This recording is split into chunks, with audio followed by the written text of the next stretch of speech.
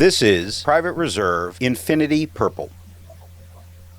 Let's jump straight to the end with my opinion on this ink. The paper I'm using here is a Maruman Mnemosyne Notebook.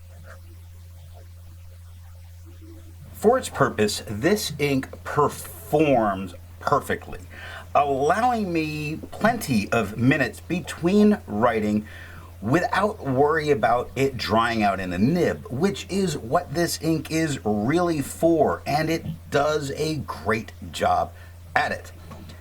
As a purple, there does seem to be a little bit of a lean towards blue, but it's not too bad. It still pretty much comes across as a purple.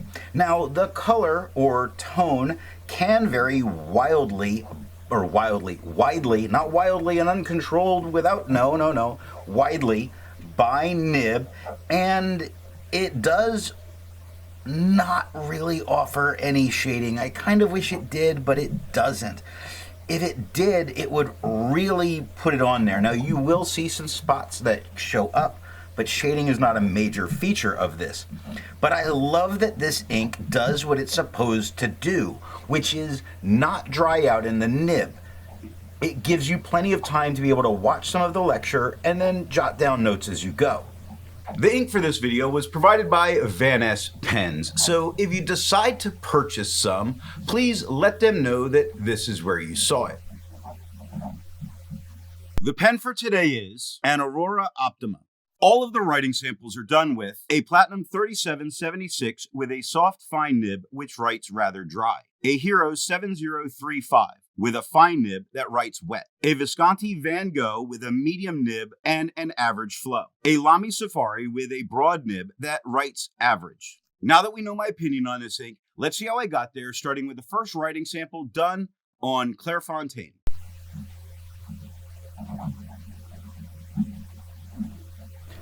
Looking at the soft fine nib, we get no feather, no spread. We get a very nice purple tone. Not really seeing the blue here. That very white paper is helping out. We do see a little bit of shading that's going on. You see it a little in the word whole and in it directly underneath it. Same with like. So it can, there's a tiny bit. It's just not a standout feature of this. And of course here we get no spread.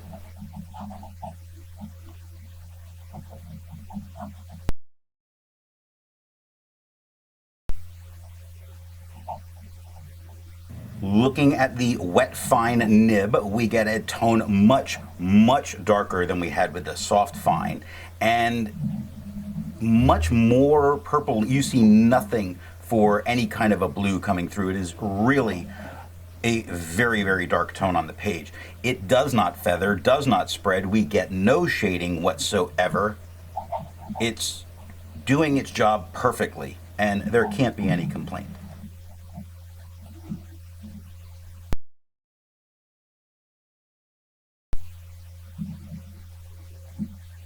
Looking at the medium nib, it is quite a bit lighter than we had with the soft fine, but darker than we had, or quite a bit lighter than we had with the wet fine, but quite a bit darker still than we had with the soft fine. It's right in that middle. A lot of variation here. It's not feathering. It's not spreading. It's not shading. It's really, I think, tone-wise, right in that area where you're not going to get any kind of shading.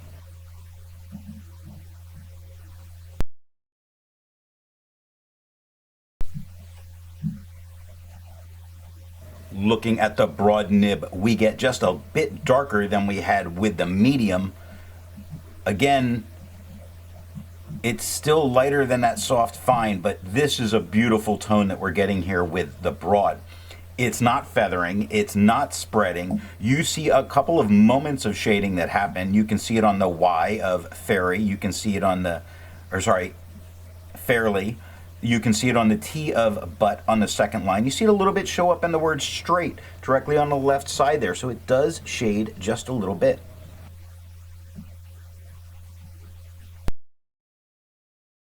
Looking at the back of the page, you see that we have no real ghosting going on, with the exception of when we get to the broad.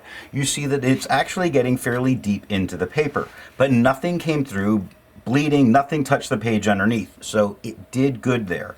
I do think you could write on the back of this page. Like most inks, this one comes in a bottle. This is how the Pilot Custom 823 fits. And here is the Pelican M1000. Here is the ink level when you can no longer fill a Lamy Safari. There's approximately 9 milliliters of ink. The next writing sample is done in a Portage reporter's notebook.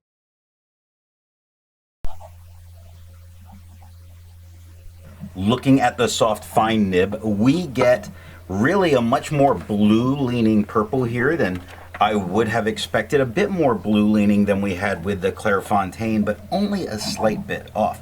We're getting no feathering, we're getting no spread, we're getting a couple of spots that are a little bit darker, like the end of words. You kind of see it a little bit, but not any kind of a standout feature.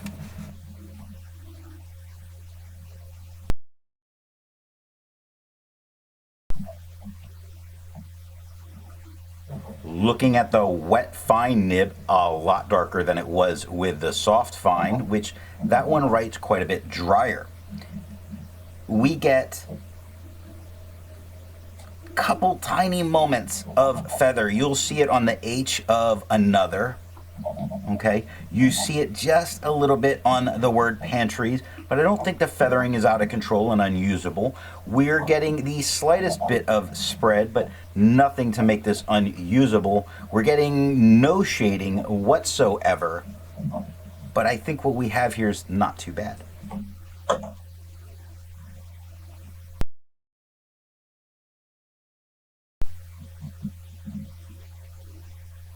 Looking at the medium nib, it is lighter than we had with the wet fine, and much more blue leaning than the wet fine. You really do see where some of that difference comes in here. Now we get a tiny little bit of feathering that's going on. You see the word close on the second line, especially on the right side. You see it. You see it just a little bit on the word rooms on the right side. Really the feathering I'm seeing is on the right side of the paper, so it could be this paper. We're not getting any spread. We're not getting any shading. I mean, I could point to one or two darker spots, but this is not really a shading type paper.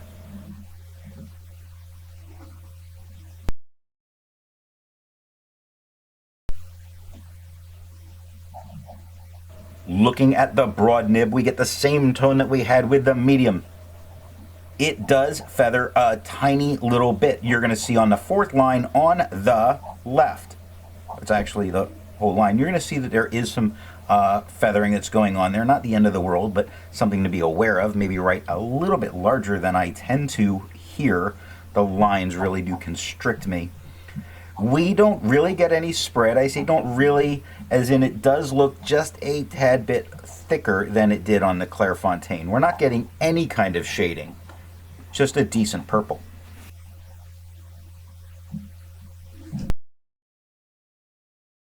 Looking at the page underneath, you see that that wet fine did bleed through and touch the paper a couple of times, which is not very common for this paper. You also see that there's a lot of ghosting with pretty much any nib, maybe restricting your ability to write on the back of the page. There's a lot to learn by doing multiple chromatographies. The one on the left is immediately put into water for 10 to 15 seconds. The one on the right, marked with a D, is let dry for 10 minutes before putting it into water.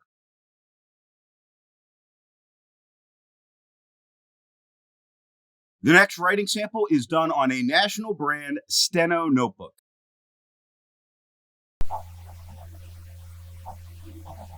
Looking at the soft fine nib, we get no feathering, we get no spread. We do get a few spots. Actually, I think the shading shows up a little bit more here than it did on the white papers. The tone of the paper may really be helping it out in this case. Not bad. I think it's looking a little more blue here than purple, but again, the tone of the paper is really kind of affecting that.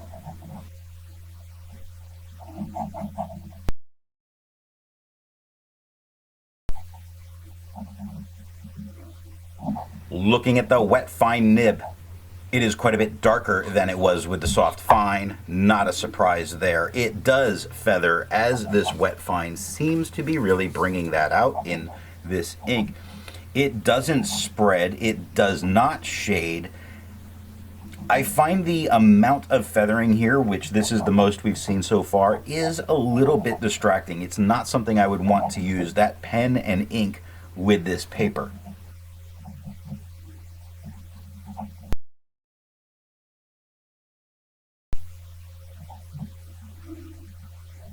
The medium nib, while it's quite a bit lighter than it was with the wet fine, it is quite a bit darker than it was with the soft fine.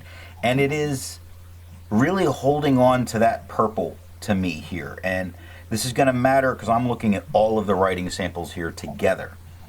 Now, it does have a tiny little bit of feathering. It does have a tiny little bit of spread. It does not have any kind of shading. I don't think that this ink goes with this paper particularly well, with the exception of that soft fine.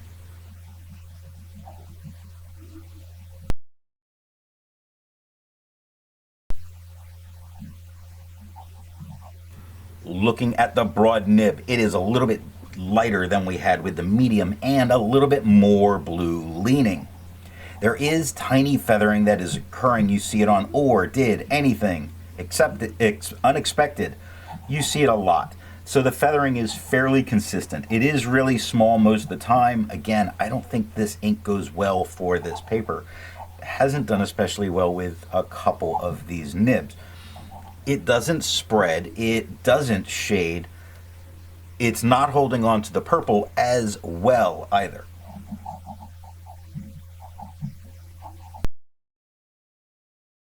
Looking at the page underneath, you can see it was the wet fine that actually dotted it a little bit, only a couple of times, but worth pointing out. And you can really see why when you look at the back of the page and the extreme amount of ghosting. Now, the soft fine nib did great. You could probably write back there, but the rest of them, I don't think you could write on the back of the page.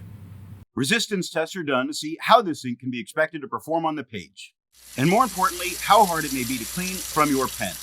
The smear is allowed to dry for 3 days before testing it. The highlighter is on the top left, pen flush is on the top right, 1/3 bleach solution is on the bottom left, and water is on the bottom right. The next writing sample is done in a Rhodia notebook.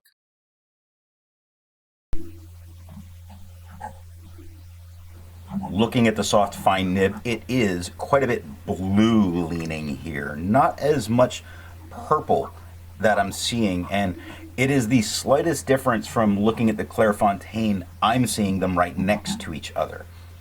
It doesn't feather, it doesn't spread, it does have a couple tiny moments of shading, sort of maybe, as in there's just a couple darker downstroke areas, like when I backed over on the D of and.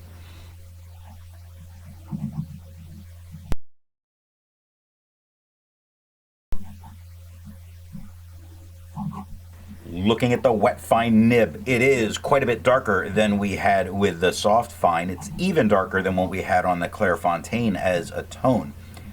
I'm gonna say the B of but, the very first letter, does have a tiny little bit of feathering on it, but nothing else does. So while I'm gonna say it doesn't feather, there is that one spot where it did occur. It's not spreading, it's not shading. It is a very interesting dark purple that we're getting here though.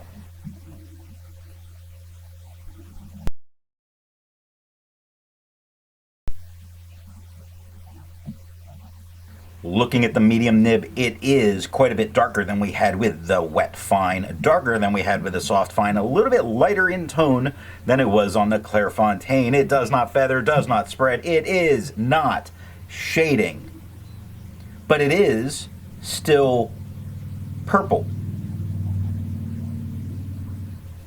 Little blue leaning though.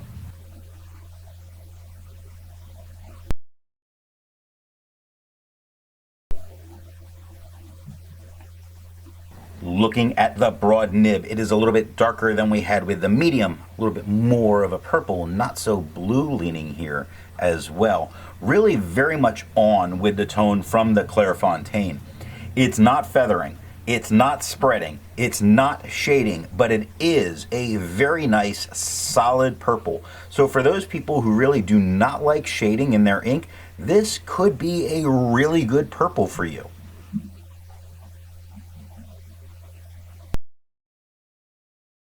Looking at the back of the page, the thing I have stuff circled, this is the back of the page, it's not the page underneath. I circled just where it got deep into the paper, but nothing came through touching the page underneath. Only a tiny bit of ghosting. Really, you could easily write back here. With over 1,000 inks reviewed, let's take a look at some color comparables. Here is Ackerman, their number 30. Here is Diamine Bilberry.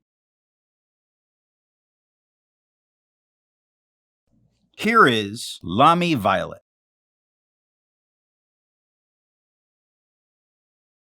Here is Organic Studios Jane Austen Violet. The next writing sample is done in a composition lab notebook.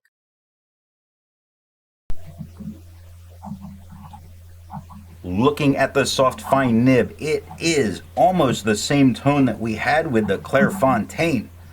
It does not feather, it does not spread. It is giving a little bit more shading, I think, than what we had on some of the other papers, as in it shows up in a little bit more of a predictable fashion. On the fourth line, the word magic at the G and the C, I would normally expect it to show up there, where little starts as a midtone, gets a bit darker through the word. Not tons of shading, but there is tiny bits.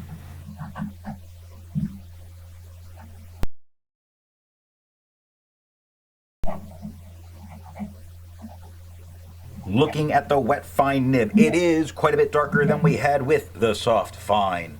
Much more deep dark purple here. It is not feathering, it is not spreading, it is not shading. It is showing it is a great ink for students to use on these types of notebooks because you can take moments between your note taking and you're going to get a great dark purple here. This looks fantastic.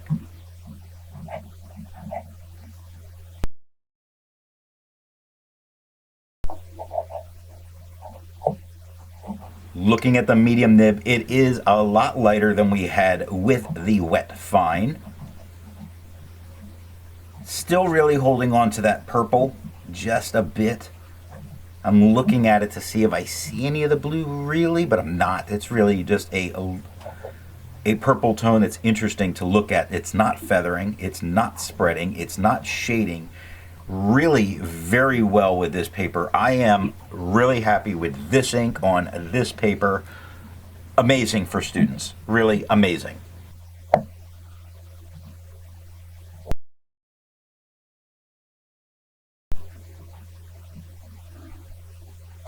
Looking at the broad nib, we get just a little bit darker than we had with the medium. It does not feather, it does not spread. It does have a couple moments that I do have to point out as shading. The S of because is quite a bit darker. The H and R of there, quite a bit darker. The D of and, the E of like, E of the, S of is. So when it did show some shading, it went super dark and looked so good. I really wish that shading was always there.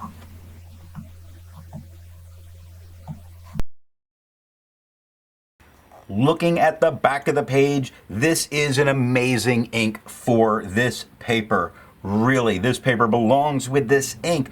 We get almost no ghosting. You can easily write back here. Nothing bled through touching the page underneath. This is an ink made for students. I don't know that I made that part up, but man, oh man, does it work well for them. While it's nice to see ink in the same color family, I prefer to find an ink that complements its color on the page. Here is a green ink by Diatramentis Hans Christian Andersen Petrol. Here is a gray ink by Organic Studios Blue Morel. Here is a pink ink by Robert Oster Pinky. Here is a yellow ink by Ackerman Dutch Masters number 3. The last writing sample is done on 20-pound copy paper.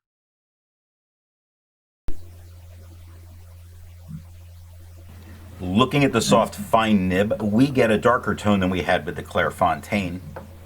We would expect that a little bit of the blue kind of showing through here. Now we're not getting any feathering. That's a lie. There's only a tiny bit of feathering though. I really am on the side of this ink for this paper. I think it's doing well with this nib. We don't get any spread really. There is a tiny bit, but this is doing so well here that if it doesn't bleed, I'll be very happy with it. We do see a few moments of shading, which is generally not good for this paper.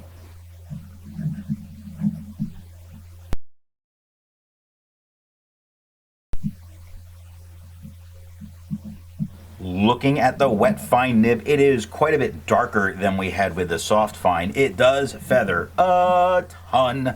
It does spread quite a bit. It doesn't shade, although I do want to point out that there is a tone variation between they have at the beginning and was saying at the end. So I'm not saying it's shading, but it definitely changed in tone throughout this writing.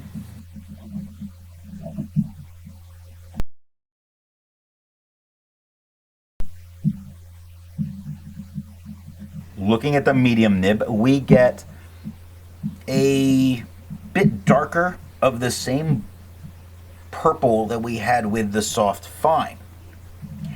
It's not really feathering, it's actually doing very well.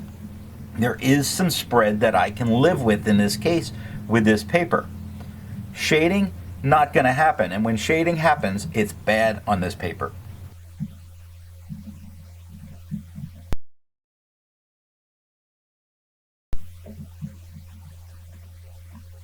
Looking at the broad nib, it is the same tone that we had with the medium. It's not feathering, and I'm looking back. I mean, if you pause the nib in place, it draws the ink out in this sponge-like paper. It does spread a little bit, maybe just a smidgen.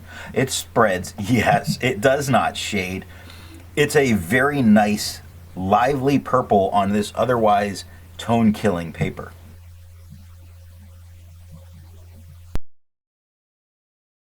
Looking at the page underneath, you see that, man, oh man, did it destroy it. It just dotted everywhere all the time. Only a little bit with the soft fine. Now, when you look at the back of the page, you see that there's tons of ghosting because of the amount of bleeding. Just have a sacrificial page underneath ready to go. So what nib and pen do I think are going to give the best writing experience with this ink? The paper I'm using here is yellow Rhodia paper. And once again, I would like to thank Van Ness and remind you that if you'd like to purchase this ink, head on over to vaness1938.com and let them know an ink guy sent you.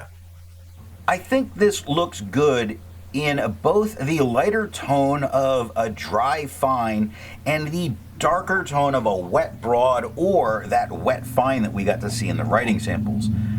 So it can be a dealer's choice, but for me, I go with that wet fine whenever I can use it. When this ink cooperates with the paper, it looks so good from that wet fine, such a dark, rich purple that while you're not going to get the shading, you're going to get an amazing tone to look at. So for me, a wet fine on the right paper. I hope you got something out of this video, and thanks for watching.